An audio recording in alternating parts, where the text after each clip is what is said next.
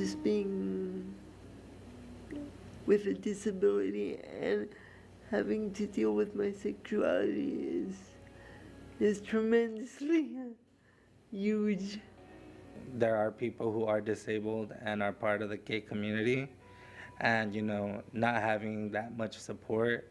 Dating can be a difficulty, and not having to fight the stereotypes of the shallow gay man to find somebody of substance. Where do I belong?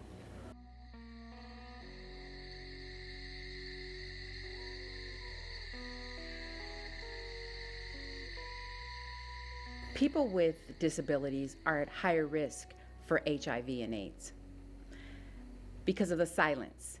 My mother never had the sex talk, so when I was staring at my teacher once, I actually got so rough that it just automatically released myself, and I thought I ended up going to the nurse and cleaning up. Oh my God, I felt so embarrassed.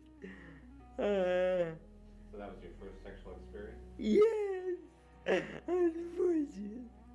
We don't recognize people with disabilities as having sex or having a sexual desire. It's a part of the person that I feel has been ignored. And I think there's still that stigma that people put out there, and sometimes we put it on ourselves that we're alone and there's nobody out there for us, and there's no way to find a relationship or find a connection.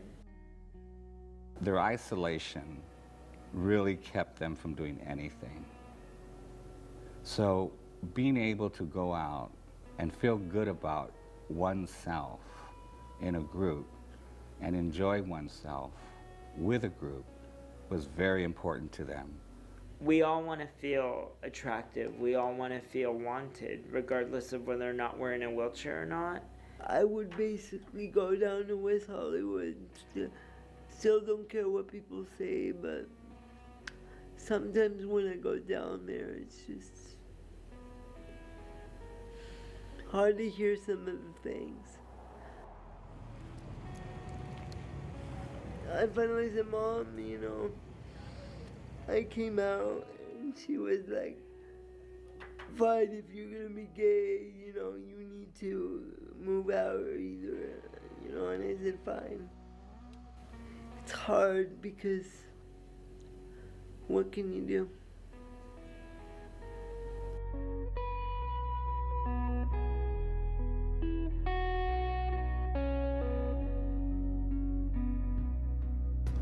Okay, do you remember a couple of years ago when we had all the gay suicides going on among youth across the country? It was really making the news, and I started thinking about people with disability that I was working with and my own community, and wondering, with the isolation that people that were gay that were experiencing, what was going on in the heads of people who were facing both disability and being gay?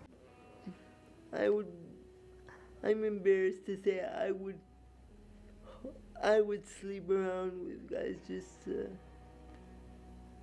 just to get like a little roof over my head, basically. Since I've been at my center, I've heard of 3 young people who have thrown themselves in front of trains. Partly because they're disabled, and the other part of it is their sexuality and their identity. Whether they were gay or not is irrelevant. The fact that they're going to the extreme of having to throw themselves in front of a train because of whatever pressures they're going through, to me, is horrific. Many people may not get the same love, from their families or from their friends or their coworkers, but this group actually can actually provide the caring and the love and the compassion that other people may not be able to give you. Just as an example, one of our attendees requires a 24-hour personal attendant. Because he was coming to a gay group, the personal attendant did not agree. So the poor guy had to come by himself. That's just an example of the type of barriers and discrimination that LGBT disabled folk run across. We kind of looked at the person and said, we love you, and we will always be here for you. This has never happened before. This group provides an opportunity to build confidence in who they are, both as a person with a disability, but also a person who is part of the gay and lesbian community. I don't think that's gonna fit.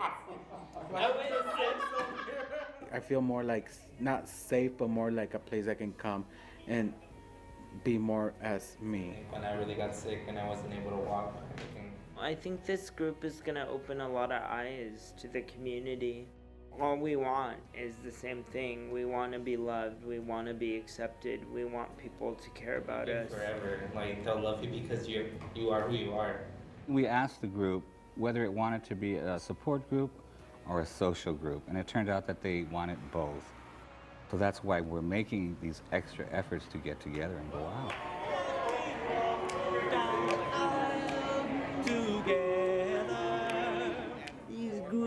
These groups are so important because when I'm with you guys, and like, it gives me the courage to get stronger.